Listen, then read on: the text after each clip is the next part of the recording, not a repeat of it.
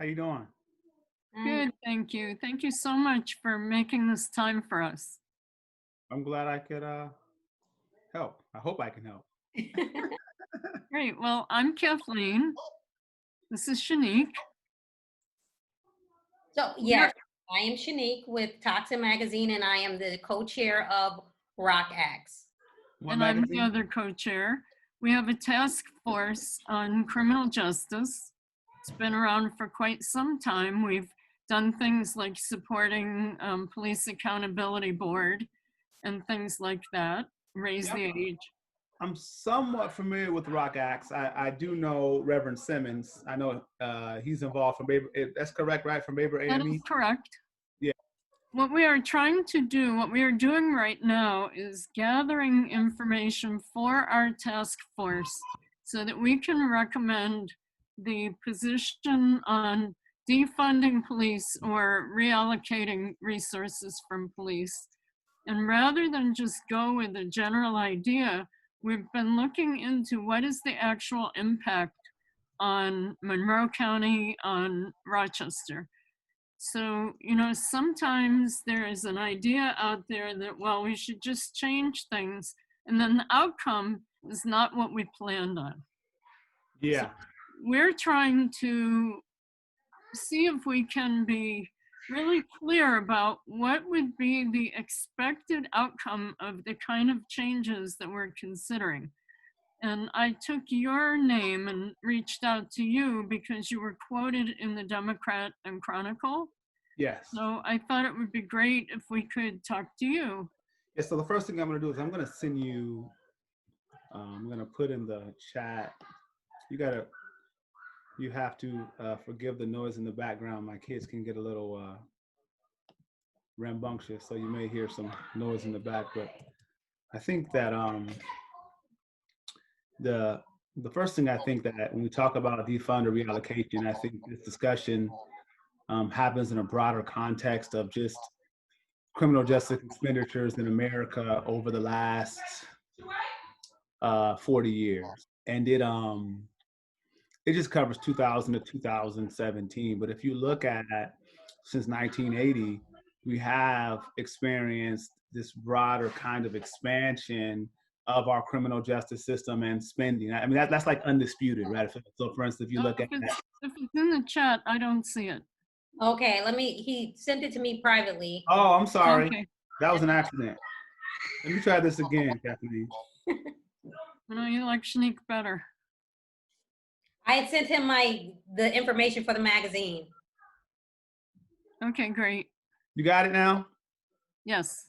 So I think when we talk about defunding, I think the first thing is that there is a broader context, and that broader context is that over the last 40 years, the United States of America has made a lot of investments in criminal justice and spent a lot of money on criminal justice, and that has had impacts on communities. And I think sometimes people just start with the defund, like the discourse now, and that's not part of the discussion, right? So if you think about, for instance, the impact of the criminal justice system on mass incarceration in America, we know that our incarceration rate is the leader in the developed world.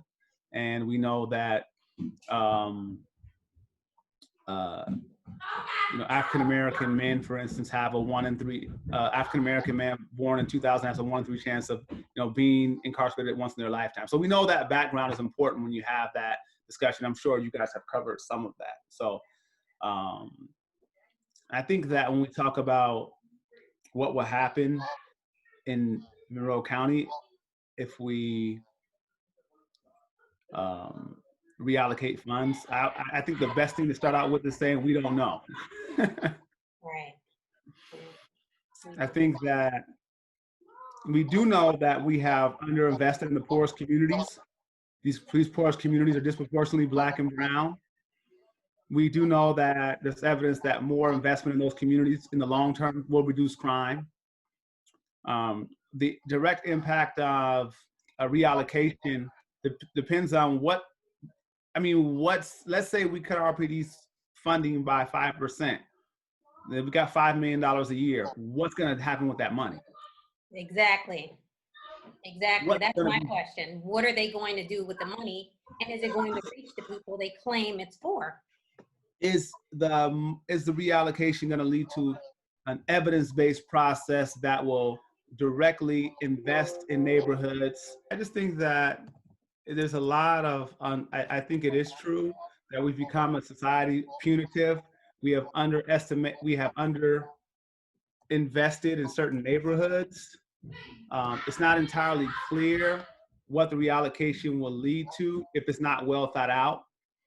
I think it also should be clear that this is really an experiment that needs transparency and data, and the implications are going to be most greatly felt by the most vulnerable people in our community, who are disproportionately Black and brown. And so while I think it's important to talk about reallocation of funds, it's just as important to talk about where those funds are going to go. Like, for instance, I was thinking the other day, I was like, what if we said, we know this is an experiment.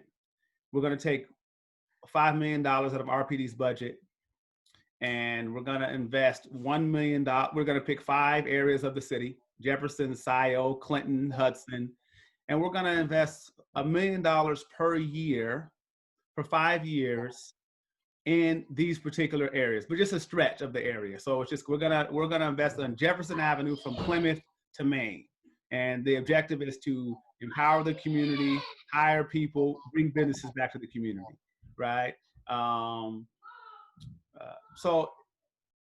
Make it so that nonprofits will be more likely to settle in those communities, and the private sector will be more likely to invest, right? But the point is, I don't know the impact, because I don't know what is going to be done with the money. And that's why things like cut RPD by 50% is problematic for me, because I don't, where's the money going to go? What are you going to do with the money? And then what about the real concerns of the community around open air drug markets, around gun violence? Maybe the discussion should start with, what do we want from our police department in the first place? What are the goals? What are they doing good, and what are they not doing so good at? Instead of being a calls for service department, should they focus more on investigating shootings and improving the clearance rate? Are targeting high risk offenders? Are dealing with open air drug markets? Are responding to burglaries, right? So I think that if there are some things that they're not doing well, before we talk about defund our reallocation, maybe we should ask ourselves, what would we like to see improvement on? And then with the existing funds, could we demand that improvement? And then the other thing is, are there certain types of calls that they're answering that they shouldn't be answering?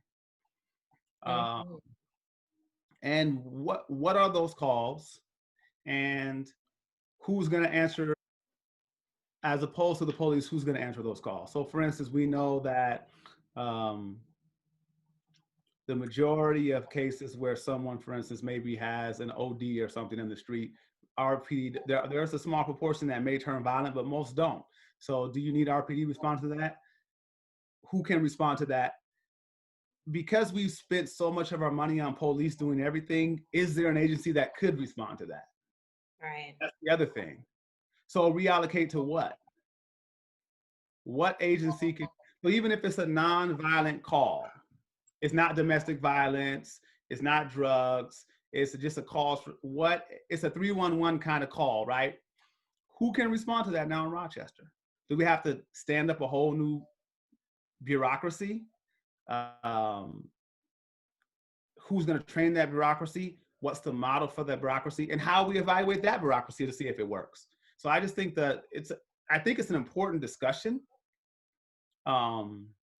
I'm just a little more cautious about people just saying, if we do this, we'll do that, because we just don't have that much evidence out there about any of this stuff. And so when I think about it from the academic perspective, I say, okay, this is an experiment.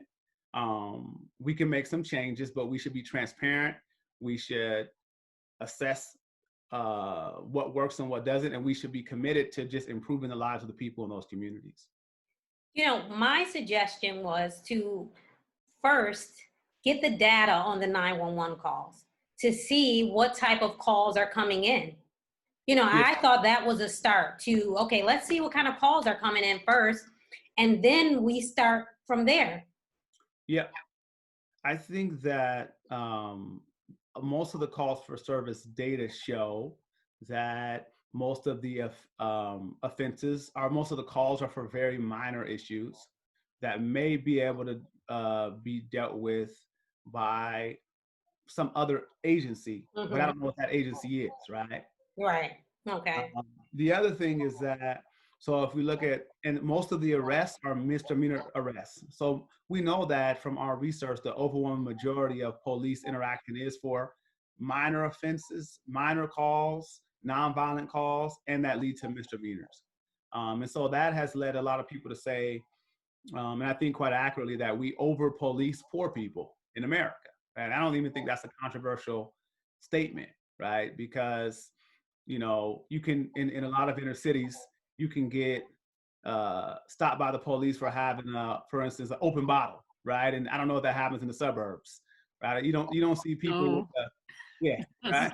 You don't see people who, if a guy's walking down the street, he has a Bud Light in his hands in the suburbs, he's not putting it in a paper bag so he won't get arrested, right?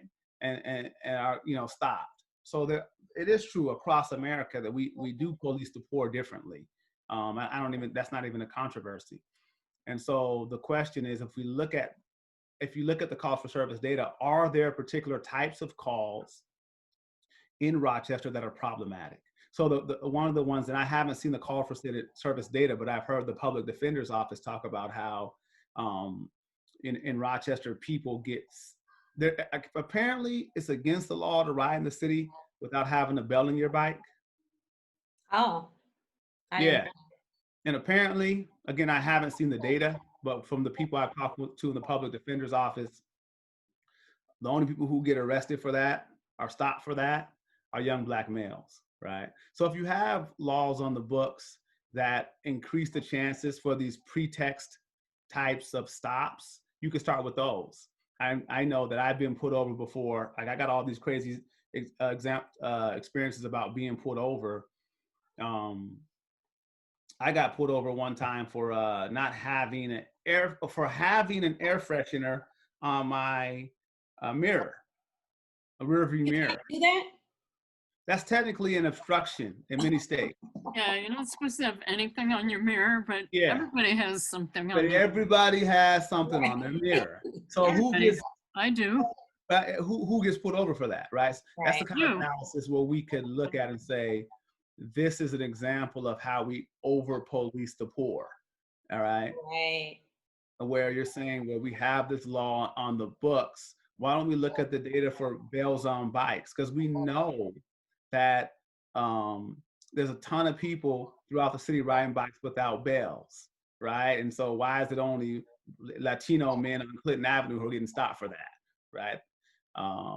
But you need the data for that. I haven't done the analysis on that, but that's a good example.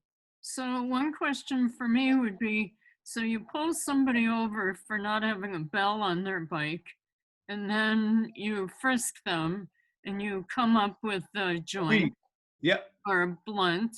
Yep. And now you have a charge on the guy. Now you got a charge. Or, you know, so if you think about this particularly in poor neighborhood, so I always joke with my students, I say, you know, imagine if tomorrow I said, you know, we're going to do a checkpoint for Oxycontin in Brighton and Penfield. You say, well, what do you mean? Why would you do that? Well, we've had last year over 80,000 Americans overdose. That's triple of anything we've ever had in the crack epidemic. And we know disproportionately in Monroe County, it's white people who are overdosing. So why don't we do a checkpoint in Penfield and Brighton, just a checkpoint to see if any of these moms got any heroin on them?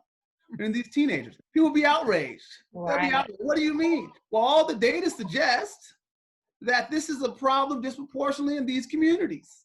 In fact, when we look at who's overdosing in the city, the people who overdose in the city are disproportionately white people from the suburbs, right? So why don't we do that? We would never do that, right? We would never do that. So I do think this is an opportunity to look at, I think, those types of interactions and how they erode trust between communities and police. And then look at, quite frankly, areas where RPD is not doing great. So across the country, police departments do horribly at arrest for shootings. RPD makes arrests in about 20% of their shootings every year. 200 people are going to get shot, they're going to make about 40 arrests. We're doing some stuff to look at the national rates, and some places like Flint, Michigan, they in 2017 or 2014, they made arrests in 5% of their shootings. Wow. So it's kind of interesting that in the same communities where you can get pulled over for a stop for a bell on your bike, or get pulled over because your music is loud. If you live on Jefferson and Bartlett, you can get pulled over for that. You know, the police have 700 people have been shot. More than 700 people have been shot within a mile of Jefferson and Bartlett since the year 2000. 700 people. Yep, over 1,100 people have been shot within a mile of Clinton Avenue D since the year 2000. And in both cases, there have been arrests in only 20% of those of the shootings in those areas. So if you live in that neighborhood, you're saying you're pulling me over because I got a Buffalo Bills air freshener. Air freshener. Right, but my buddy I know guys who kill in this neighborhood and they ain't been touched, right? Yeah. So maybe we say, you know, maybe instead of defund, we say, you know, what we're going to do is we're going to spend less time. We're going to keep the funding the same for a couple of years, but what we're going to do is we're going to actually try to improve the quality of life in the neighborhoods by not targeting people for minor offenses, but making sure that if there is real violence, then we're going to address it. And while we address the violence, we're going to ask for greater investment in the communities to reduce the violence long term. You know, the other problem I think that's a real issue with the defund movement is that it focuses too much on Rochester's budget. It doesn't talk about what the county should do. It doesn't talk about what the state should do. And if you look at our metro areas are really of a function of desegregation. Segregation, white flight, deindustrialization, and this has happened all over the Midwest and Northeast. So you kind of have this interesting dynamic where metropolitan areas have operated where we have contained the poorest and most vulnerable in certain areas and left it up to municipalities with limited resources to address those issues, right? So my critique of defunding is not that we shouldn't reallocate, because it may be necessary to reallocate, and it may be necessary to say we're spending too much on criminal justice. And I think that's a healthy debate in a democracy. I think the question is, why should the city of Rochester only be responsible for funding this issue when it's a larger regional forces have shaped the residential segregation. Right. Larger regional forces have shaped the disinvestment, right? And so it's like, yeah, should Rochester reallocate some funds? Maybe, but isn't there a broader role for the county? I mean, Rochester is part of the county. So maybe you say what we need is, if we want to do reinvestments in this community, we have increasing funds. We challenge the police to be more transparent. We challenge the police to operate better in certain areas. But instead of focusing on their funding initially, maybe we focus on other sources of funds to invest in the most devastated neighborhoods. Right. I mean, you know, Jefferson and Bartlett, I spend a lot of time, I talk about Jefferson and Bartlett a lot because I spend time over there. When I came to Rochester, I started a charity called Baraka, Muslim charity. Oh, Baraka, okay. and we have a soup kitchen. We have a lot of programs that serve that neighborhood. So in addition to the research interest, I also spend time over there. And it's so for me, it's really interesting. What ends up happening is I looked at the Opportunity Atlas. You ever heard of the Opportunity Atlas? Not me. I have not. No. I'll put it in there. Okay. So the Opportunity Atlas gives you census data for every census block group in the country. You can click on it. It can tell you the graduation rate, incarceration rate, employment rate, all these different things, right? And what's really interesting is that Jefferson and Bartlett, that area, I believe, is in the 4th percentile of poverty in the country. According to the Washington Post, it's in the 4th percentile if you combine poverty and educational attainment. Between 2007 and 2013, the economy in that area actually shrank, right? So there's all these things going on in these communities. And increasingly what we as a society have done is say, well, we can't solve this community, these poor Black people. Let's just let the police deal with it. Right. And so you've starved the community of all investment. And then when people are hopeless and they act out, you try to lock them up, okay? And so I think that we do want a situation where police are needed less in that community. I think we can all agree that's a goal. The question is, how are we going to get there? Right. Right. How do you get there without? Huh? I said that is my concern. Is how do you get there? People have great ideas, and again, they sound like great ideas. And like you said, these are all experiments. So when we jump on these trendy topics or these trendy things like defund the police without research, it always ends up affecting the people that it's supposed to help. Yeah.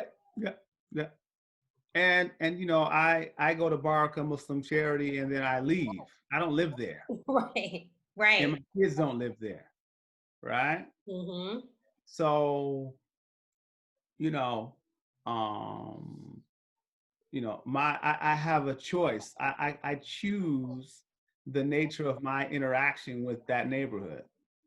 Okay. And the people, I have a friend who just got a friend from that neighborhood that I met, and he just got out of prison. So I went to visit him at his parents' house, and his parents have been living on Tremont, right, for like 40 years. Oh, wow. And I was just sitting and talking to them about the neighborhood and the community, and those are the people who deal with the fallout of any of these suggestions. So I think it's important to have this discussion, but I just think we have to be very cautious and understand the implications of some of these propositions. Right, because I believe that first we have to start, like you're saying, we have to be in the community and find out exactly, find out what's happening. What are the people living in that community? What are their fears? How, maybe get some feedback on their experience with the police. Maybe, getting community feedback from the people who actually live in these high risk areas, not just supplying them with something that people who don't even have a leg in the game in that area. So it's easy to suggest something when it doesn't affect you. Like I said, if the police only pull me over when I'm speeding on the highway and you're saying defund them, yes, defund them. You know what I'm saying? Because I don't have any interaction with them. Yeah. But if you have interaction with them and we don't understand that, then these are the people we need to speak with before we start suggesting things that will definitely affect them. The stakes are really high in those communities. Yeah. I think the status quo is problematic. I think people are not satisfied with the status quo, but there's also a risk that the solution could be worse. And so, we have a grant where we work in the El Camino neighborhood with Ibero. And so we're doing, we're the research partner on their attempts to deal with the open air heroin drug market. And as part of that project, Dr. Janelle Duda-Banwar, who leads that project, she interviewed several community residents and stakeholders. And you find that most of the people in the community, they don't want police to be gone, but they do want RPD in the city to do better, right? So for instance, there was a problem with allowing the open air drug market to persist. So now RPD, they have funding to just target the open air drug market there. There's a problem with the city not cleaning up in the area because those people congregate there. There's a problem with certain businesses. Like these are straight from the people in the community. So, right. I think what we did to deal with that is we had community surveys that ask the people in the community, and then we combine that with policing data. I think there takes a certain, the other thing is that, you know, while some of these national problems are the same, and the themes are the same, different communities have different histories and characteristics. And so it's important to, I think, engage those communities and see what they want, but also learn from the mistakes of other municipalities. You know, I think you got to try to do both. I think you have to look at what best practices are, and you have to challenge yourself to be at the forefront of best practices. I think sometimes you hear people say stuff about Rochester, like, you know, Rochester, we're better off or we're worse than other places. And the problem is, I don't know some of those answers, because, like, we don't, like, for instance, policing is not very transparent. So I can't compare Buffalo complaint data to Rochester complaint data to tell you who's better or who's worse, because that information is not, now it's going to be available, right? But up to before they passed 50A, we couldn't even get the personnel data. So some of that stuff is, again, we don't know which communities are better. Rochester could be okay, or could be one of the worst places in the community for police citizens relations, but because everything is like clouded in secrecy, we don't know. Another example, you know, I mentioned this a few weeks ago on the radio with when I was on NPR, and, you know, they have Evan Dawson show. They have this, cities around the country have the civil complaint process that's separate from the police complaint process, right? And what they do is, you know, let's say I want to complain that an officer slapped me in the face. I go talk to a city lawyer, they cut me a check, and it's over. Oh. Right? Well, that data is not publicly available in Rochester or any other place. You got a FOIL lid and all these other things. Oh, okay. So even there are some, my point is, there are some basic questions that are unanswered here. Like, how is Rochester relative to other places in terms of its treatment of its citizens? We don't know in terms of objective indicators. So what kind of research projects are you working on right now? Oh, man.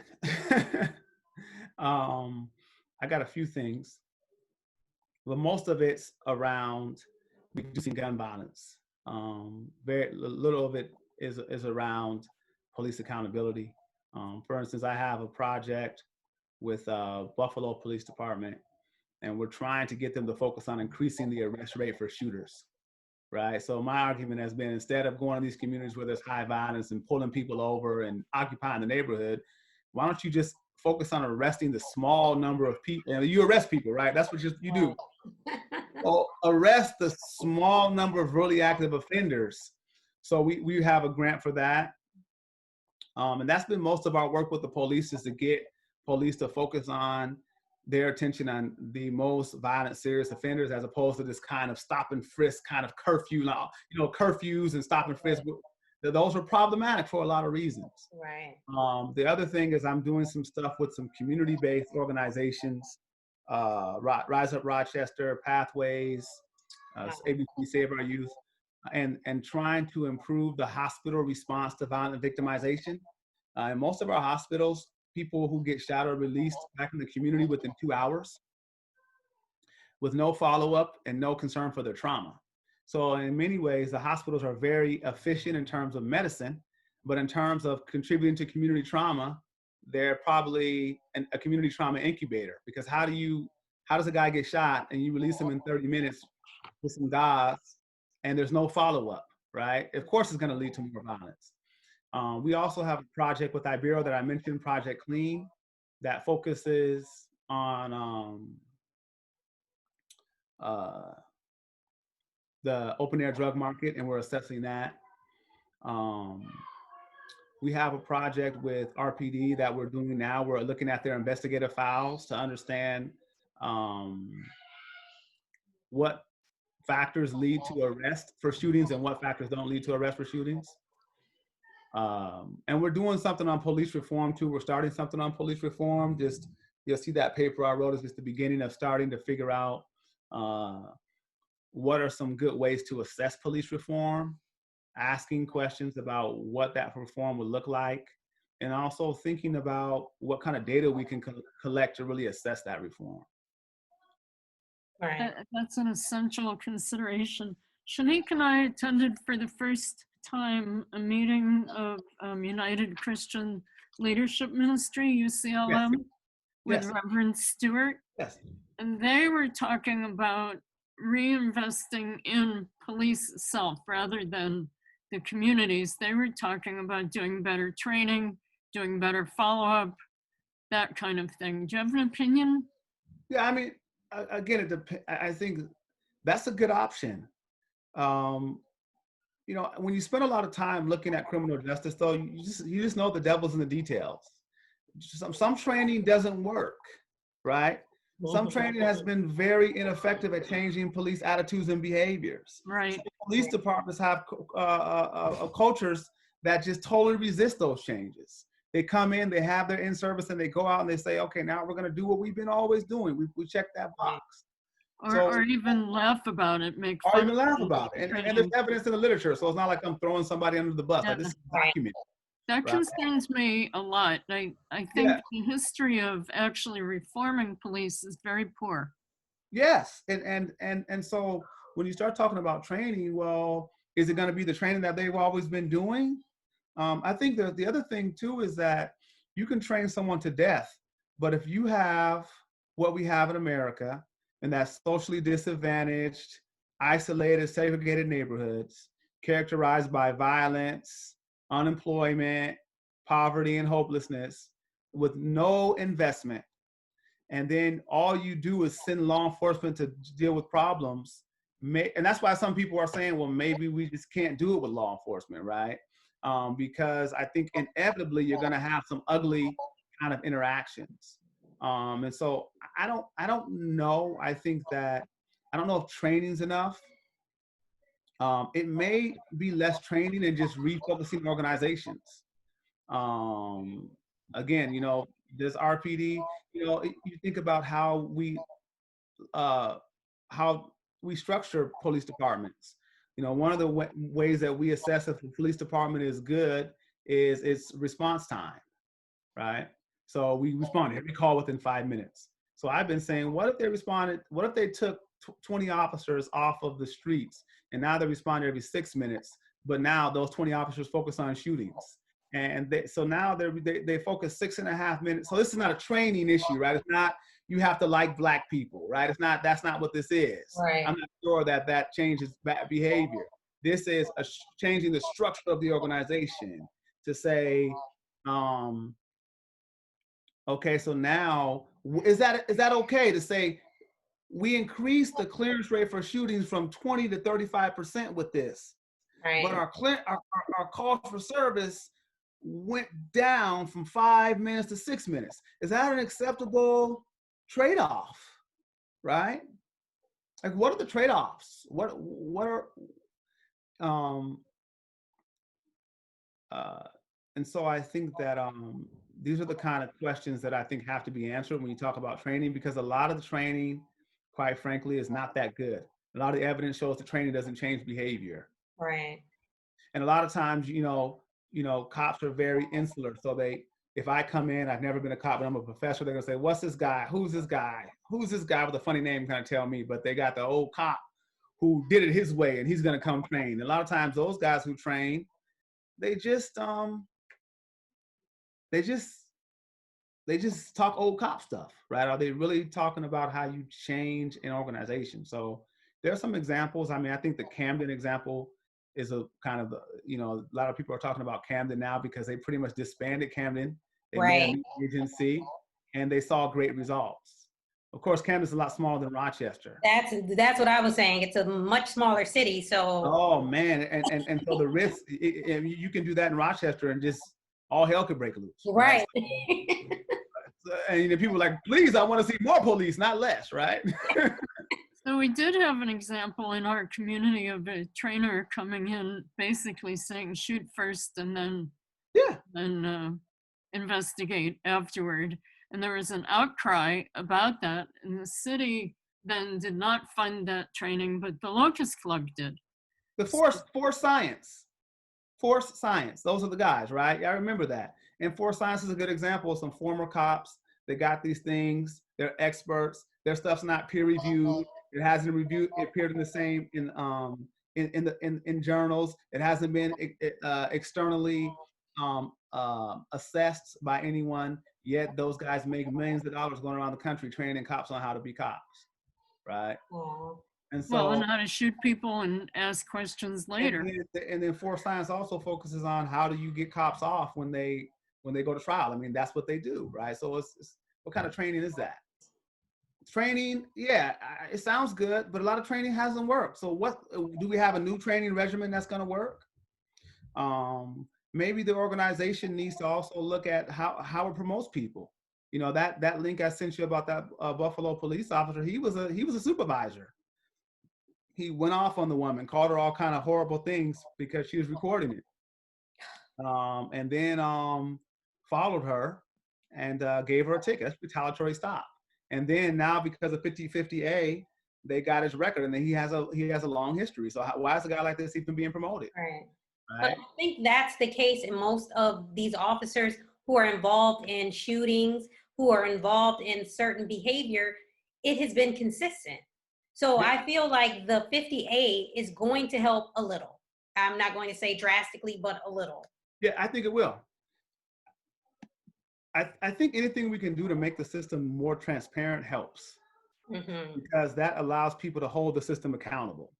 Right. And that's what they were talking about at another meeting about police being held accountable. That's an issue because usually they get a little pat on the back or a slap on the hand and they're back at it doing the same thing because they're not being held accountable for the actions they're doing. So I'm really interested in seeing what happens with this Buffalo officer, because my question is, if it's the direct abuse of power, right? If I record an incident and you're unhappy about that and you follow me and you figure out some reason to pull me over, that's a direct abuse of power. wow. Right? How does a person like that keep their job? Right? And so it's interesting what the city will determine to be an appropriate use. The other thing that happens is kind of the shell game where people say, we all agree that was wrong. We all agree that was wrong. Right. But then when you say what should happen down the line, you never find out. Right? And so I think that even if it's only 0.01% of officers that are problematic, if you don't get rid of those officers, people don't know what happened, there's no way they can trust the system. Well, the other thing that seems to happen pretty consistently is that when there's a problem, there's an immediate cover-up. So like was it Elijah McClain that they said in the recording, you hear someone say he reached for your gun. But in all probability, he did not do that. Well, the police get to investigate themselves in these situations. Oftentimes there are laws that shield them from even being questioned by an investigator for a certain cool down period. And they have in many jurisdictions a type of code, right, where they protect each other. And so you see this. I mean, I ask myself, what would have been the conclusion to George Floyd if we didn't have a video? Right. The conclusion would have been the man died under duress, and everything would be normal right now. And he was intoxicated, or he was resisting. He's a black man with a criminal record who was intoxicated. Right. Right. And you know, the other thing is, if you look at Minneapolis, that happened in a place like Minneapolis where they have a history of not punishing anybody for complaints.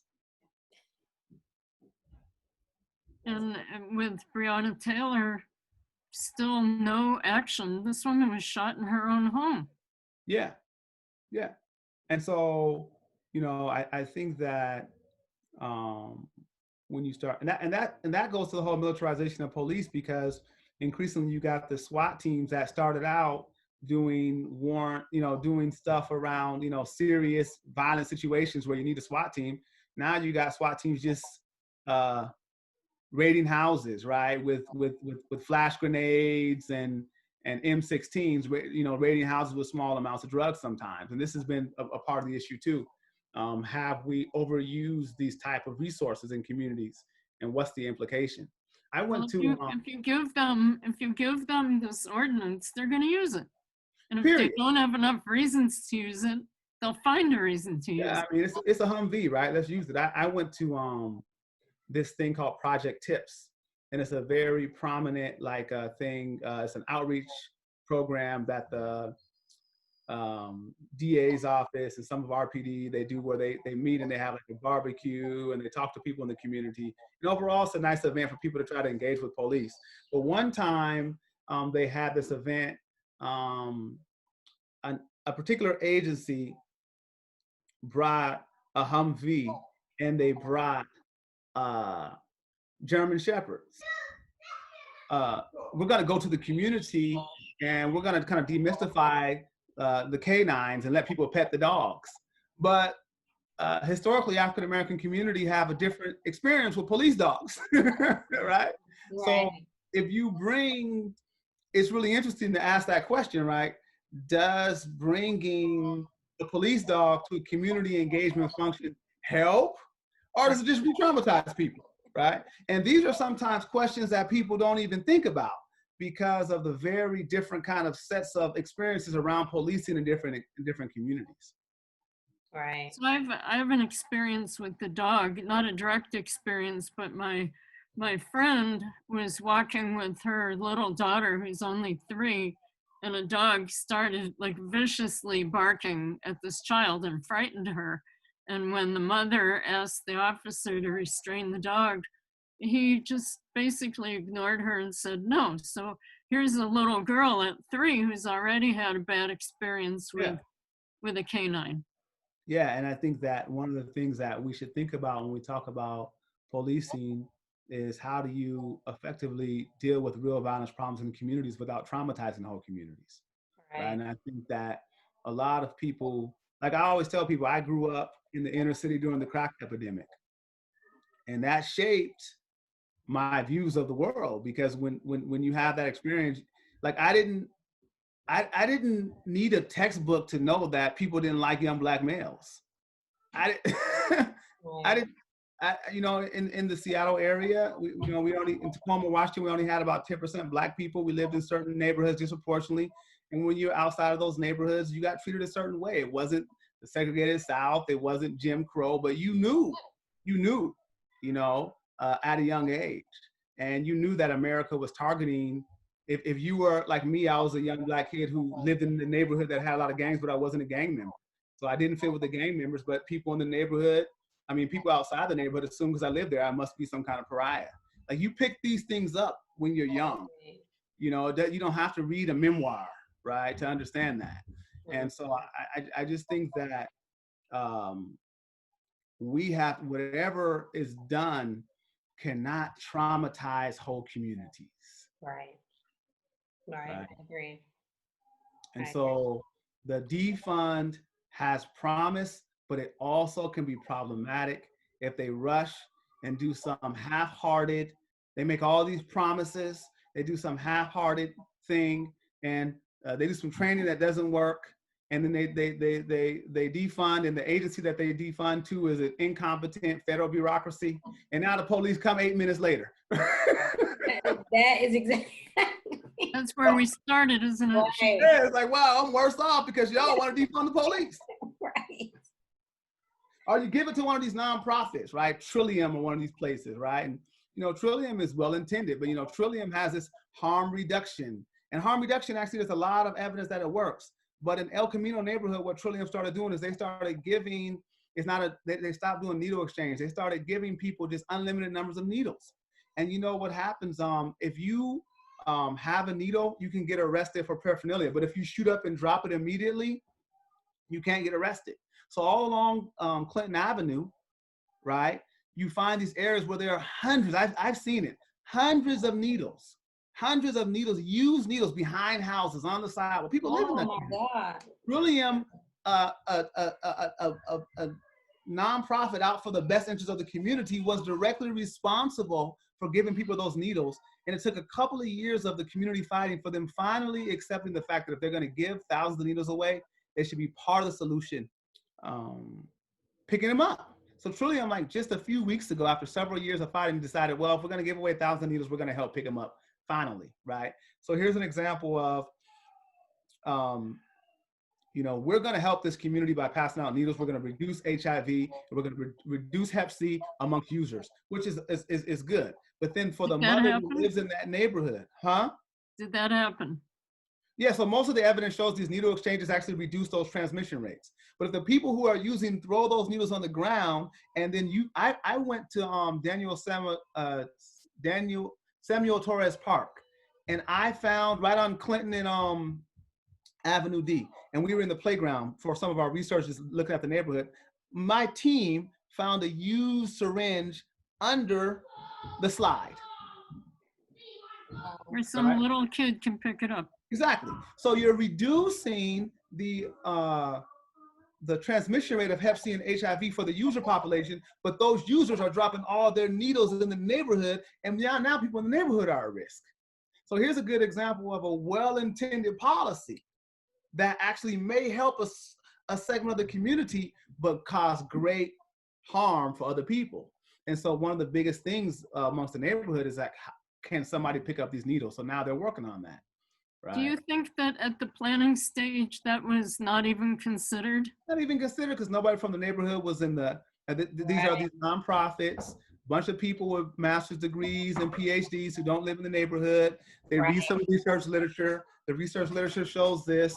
They don't think about the implications for the communities. They don't live in those communities. Right. And so I just think that there's risk. There's great risks. And so, yes, let's help the people, but let's be careful. Right. Yeah, this was definitely a productive conversation, because that has been my whole issue, is definitely the people who will be affected need to be involved.